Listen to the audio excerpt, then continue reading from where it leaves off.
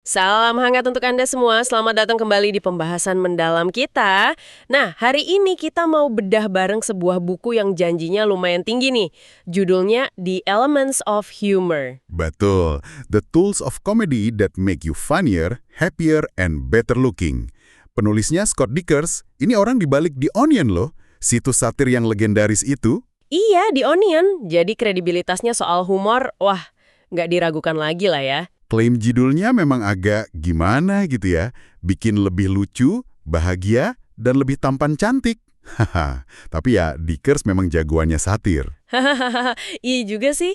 Oke, jadi misi kita hari ini apa nih? Kita mau ngapain sama buku ini? Gini, kita coba suling deh, intisarinya. Kita gali bareng, apa sih sebenarnya yang bikin sesuatu itu lucu?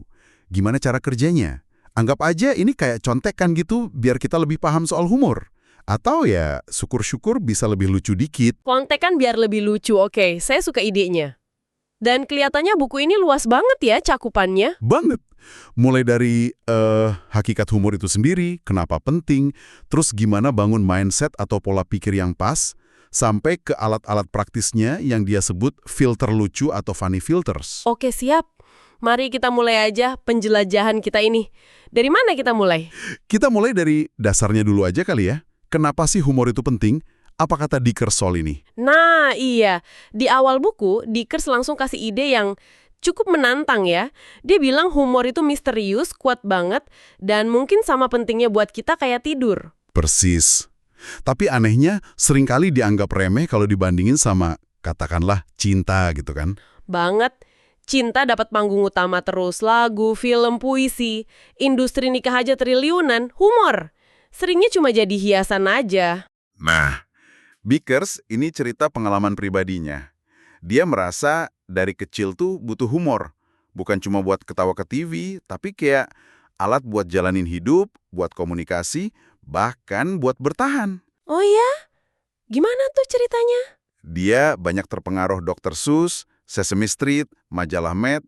Jadi dia lihat humor tuh cara buat ngerti dunia dan nyambung sama orang lain. Kayak bahasa gitu. Jadi bukan sekedar lucu-lucuan receh ya, tapi lebih dalam. Mungkin ada hubungannya sama insting kita gitu. Nah itu dia. Buku ini nekenin banget kalau humor itu sifatnya naluriah. Bukan cuma punya manusia loh. Riset nunjukin primata kayak simpanse, anjing, bahkan tikus. Tunggu. Tikus?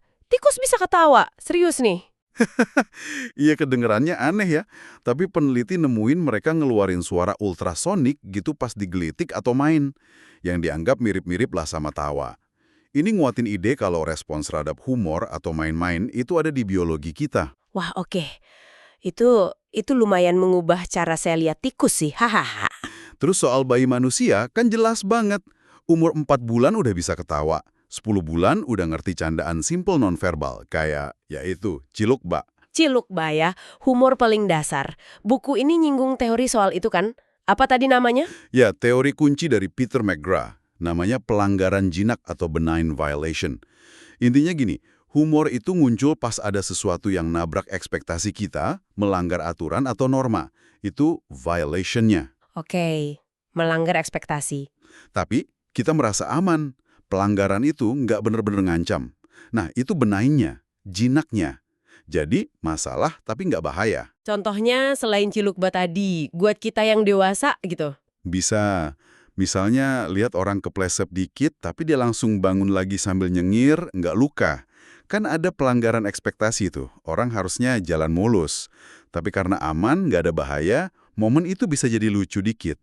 Atau, iya digelitik itu, kan pelanggaran batas fisik, tapi konteksnya main-main, aman, jadinya ketawa. Oke, paham. Pelanggaran yang nggak berbahaya. Mekanisme dasarnya itu ya? Menurut teori ini sih gitu.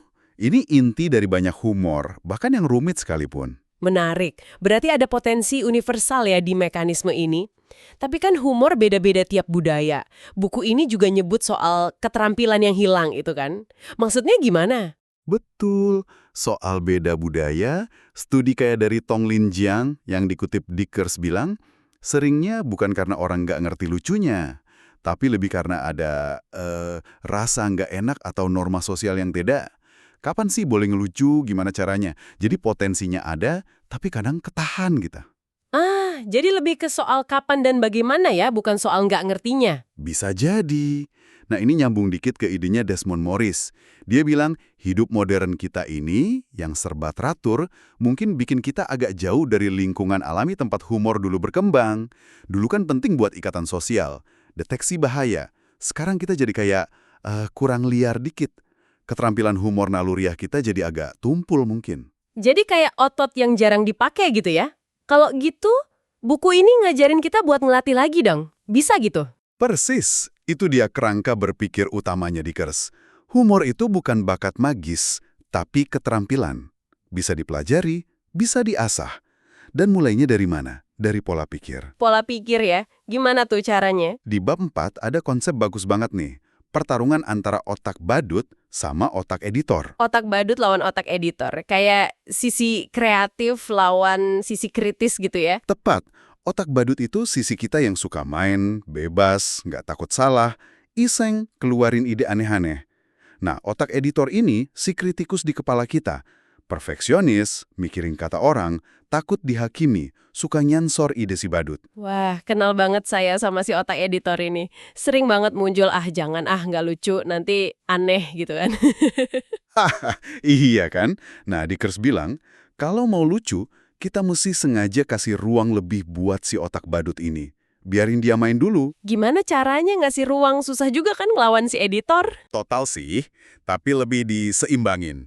Caranya, pertama, ciptakan kondisi rileks. Ini di bab 3 disebutin, cemas itu musuh utama humor. Kalau tegang, otak editor pasti menang. Jadi harus santai dulu ya. Terus? Coba bingkai ulang kecemasan itu. Balik lagi ke prinsip pelanggaran jinak tadi. Anggap aja rasa takut gagal atau takut dihakimi itu pelanggaran. Tapi sebenarnya jinak. Nggak fatal kok, paling cuma nggak nyaman aja. Dan ini nyambung ke ide yang menurut saya agak radikal di buku ini. Kita tuh harus berani gagal. Malah dibilang, komedian pro itu perlu banget ngalamin bombing atau gagal total di panggung. Waduh, itu kan menakutkan banget. Iya, itu emang salah satu yang paling susah tapi penting banget. Buku ini melihatnya bukan sebagai tujuan ya, gagal itu, tapi sebagai ya bagian dari belajar aja. Belajar apapun kan pasti ada gagalnya. Gagal itu ngasih info, mana yang works, mana yang enggak. Jadi lihatlah sebagai data gitu ya, bukan vonis. Betul, anggap aja umpan balik. Ini juga nyambung ke sikap lain yang penting. Rendah hati atau self-effacing kata bukunya, bab 5. Bisa ngetawain diri sendiri, ngakuin salah atau kekurangan kecil, itu malah bikin orang lain respect loh. Kelihatan lebih percaya diri malah, bukan lemah. Wah, ini menarik. Jadi justru pakai ketidaksempurnaan kita sebagai bahan ya, bukan ditutup-tutupi. Tepat, mengubah cara pandang. Dickers juga bilang humor itu komunikasi plus, bab 3.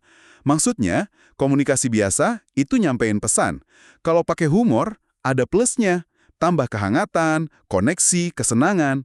Bikin komunikasi lebih ngena. Tapi tetap harus hati-hati kan, nggak asal ngelucu. Oh, jelas. Makanya perlu kesadaran, bab 3 dan 6. Peka sama konteks, suasana hati orang, timing. Humor yang bagus itu cerdas dan empatik, bukan asal ceplos. Oke, jadi siapin mindset, otak badut, rileks, berani gagal, rendah hati, dan peka sama situasi. Terus, gimana cara bikin lucunya secara konkret? Nah, ini dia nih, filter lucu atau funny filters bab 8, yang katanya jadi alat utamanya. Ini kayaknya bagian paling praktisnya ya. Bisa dibilang gitu. Ini perkakasnya humor. Tapi ingat ya, tujuannya bukan buat niru lawakan orang atau hafalin rumus. Tapi, biar kamu bisa bikin humor orisinal dari sudut pandangmu sendiri. Oke, humor orisinal. Gimana cara kerjanya filter ini? Dickers pakai analogi bagus, kue sama lapisan gula. Kamu harus punya kuehnya dulu, yaitu opini atau pengamatan kamu soal sesuatu. Punya sesuatu yang mau diomongin lah. Ini dibahas di bab 7. Nah, baru deh dikasih lapisan gula, si filter lucu ini. Biar lebih menarik, lebih ngejutin. Jadi filter ini kayak bumbu gitu ya? Biar kue yang biasa jadi luar biasa. Bisa kasih contoh beberapa filternya nggak? Kan ada 11 tuh, mungkin beberapa aja yang penting. Sip. Kita coba bedah beberapa ya biar kebayang. Pertama, ironi, bab 9. Ini klasik banget. Ngomong kebalikan dari maksud sebenarnya. Oh, kayak nyindir gitu? Bisa jadi sarkasme yang biasanya nadanya ketara, Tapi ada juga ironi murni atau dry irony. Ngomongnya datar aja, kayak serius. Biar orang mikir dulu. Contoh terkenalnya di novel Catch-22 soal aturan militer itu. Logikanya dibolak-balik jadi ironis. Ah, iya, iya. Membalik ekspektasi dengan cerdas. Oke, filter kedua apa? Kedua, karakter bab 10. Ini mainin peran. Kita sederhanain sifat orang atau diri sendiri jadi 1-3 ciri khas aja. Atau pakai tipe karakter yang udah dikenal orang, kayak si pemarah, si polos, si sombong. Lucunya muncul pas karakter ini bertindak sesuai sifatnya itu, tapi di situasi yang nggak pas atau caranya lebay. Contohnya kayak Oscar yang di Sesame Street itu ya, yang suka ngomel terus. Nah, itu contoh bagus. Atau karakter si baperan di sitkom. Kita jadi kayak bikin karikatur gitu. Oke, mainin karakter. Menarik nih. Apalagi? Ketiga, referensi bab 11. Ini andalannya komedi observasi kayak Jerry Seinfeld. Kita angkat pengalaman atau hal sehari-hari yang sebenarnya kita semua alami, tapi suka nggak ngeh. Kuncinya nemuin titik yang pas. Spesifik biar kerasa, oh iya. Tapi umum biar banyak yang relate. Contohnya gimana tuh? Dickers kasih contoh lelucon soal tombol lampu merah buat nyebrang. Kita pencet-pencet terus, tapi rasanya nggak ngaruh apa-apa. Kayak tombol bohongan aja. Haha, itu relate banget. Saya sering mikir gitu. Jadi ini soal kepekaan ngamatin sekitar ya. Oke, terus apalagi yang menarik? Keempat, hiperbola, bab 14. Ini melebih-lebihkan. Ambil satu kenyataan atau perasaan, terus dibikin lebay sampai tingkat yang nggak masuk akal. Tujuannya buat nonjolin poinnya dengan cara ekstrim. Kayak lawakan jadul. Panasnya kayak apa hari ini? Jawabannya lebay. Saking panasnya, ayam aja nelornya udah mateng. Oke, ngambil sedikit kebenaran terus dibom sampai gede banget. Mungkin satu lagi deh biar lengkap. Kelima, analogi, bab 17. Ini ngebandingin dua hal yang kelihatannya beda banget. Tapi ternyata ada kesamaan tersembunyi yang bikin klik. Chris Rock pernah tuh bandingin standar pilot sama polisi. Kita kan nggak mau pilot agak ceroboh, tapi kok ke polisi kadang bisa maklum. Perbandingan tak terduga ini nusuk tapi lucu. Oke, jadi prosesnya tuh kita punya ide, kue, terus kita coba putar lewat filter-filter ini. Ironi, karakter, referensi, hiperbola, analogi, dan lain-lain. Terus lihat mana yang paling klik, yang paling bikin efek pelanggaran jinak yang lucu gitu ya. Nah, kamu nangkep intinya. Filter ini kayak lensa aja. Ngubah cara kita lihat dan sajikan ide. Ada filter lain juga kayak kejutan, shock, topik tabu, parodi, niru gaya, wordplay, main kata, madcap, konyol fisik, meta humor, humor soal humor. Banyak juga ya alatnya. Iya, buku ini juga nyaranin gabungin beberapa filter biar lebih kaya humornya. Tapi mulai aja dari 1 atau 2 dulu. Yang paling nyaman. Intinya ya main-main, eksperimen, kayak nyoba resep baru aja. Pendekatan yang terstruktur ya buat sesuatu yang sering dianggap feeling aja. Ya. Tapi nih, main-main sama humor, apalagi pakai filter ironi atau shock, Ya. kan bisa bahaya juga ya. Ya. Zaman sekarang kan sensitif banget. Ya. Gimana buku ini bahas soal risiko nyinggung orang? Ada kan bagian faktor ngeri atau cringe factor itu? Ada dong. Buku ini nggak menghindar dari isu itu. Dickers ngakuin ada ketakutan soal cancel culture dan semacamnya. Sarannya sih cenderung pragmatis dan etis ya. Gimana tuh sarannya? Pertama, prinsip dasar. Hibur yang lemah, kritik yang kuat. Jangan nyerang yang udah rentan. Kedua, konteks dan niat itu penting banget. Tujuanmu apa? Ngomong sama siapa? Humor yang sama bisa diterima di satu tempat, tapi jadi masalah di tempat lain. Dickers juga bilang, humor yang bagus itu seringnya emang di batas-batas, nantang norma. Jadi ya emang ada risikonya. Sarannya jangan sampai rasa takut bikin kita jadi kaku dan nggak kreatif. Tapi ya tetap harus pakai kesadaran dan penilaian. Jadi berani tapi nggak nekat gitu ya? Betul. Kenali audiens, pahami aturan main di lingkunganmu. Kantor, sekolah, panggung, beda-beda aturannya. Sekarang kan audiens bisa langsung bersuara di internet. Jadi kepekaan makin penting. Intinya seimbang lah. Berani tapi hati-hati, kritis tapi jangan kejam. Keseimbangan antara berani dan hati-hati. Oke. Jadi kalau kita simpulkan nih dari obrolan kita, apa sih inti dari buku The Elements of Humor ini? Intinya gini, humor itu bukan sihir. Itu bagian penting dari diri kita. Mungkin agak kita lupain, tapi sebenarnya ini keterampilan. Bisa dipelajari. Caranya, ubah pola pikir, kasih ruang otak badut, terima kegagalan, punya sesuatu buat diomongin, kuenya, terus secara sadar main-main pakai filter lucu buat bikin kejutan yang aman dan nyenengin. Dan yang paling penting, jangan lupa seneng-senengnya ya. Itu dia. Pesan terakhir Deckers di bab 22 tuh itu. Have fun. Kalau prosesnya aja udah nyiksa, ya mana mau kita latihan terus. Humor itu harusnya bikin happy. Buat yang bikin dan yang nikmatin. Cari gayamu sendiri. Filter mana yang paling kamu banget. Gagal? Ya nggak apa-apa. Itu data. Main terus aja. Sip. Nah, sebagai penutup nih, ada satu pemikiran terakhir dari buku ini yang mungkin bisa Anda renungkan. Coba pikirin lagi soal Cilukba tadi. Ada sembunyi pelanggaran kecil, terus muncul lagi kejutan lega, terus ketawa.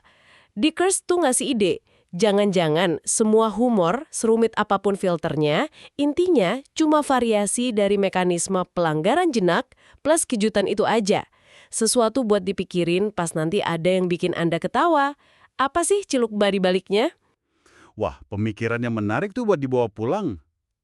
Nah, demikianlah pembahasan mendalam kita kali ini tentang The Elements of Humor karya Scott Dickers. Semoga ada insight baru ya, dan mungkin jadi lebih berani buat main-main sama humor sehari-hari. Sampai ketemu lagi di kesempatan berikutnya.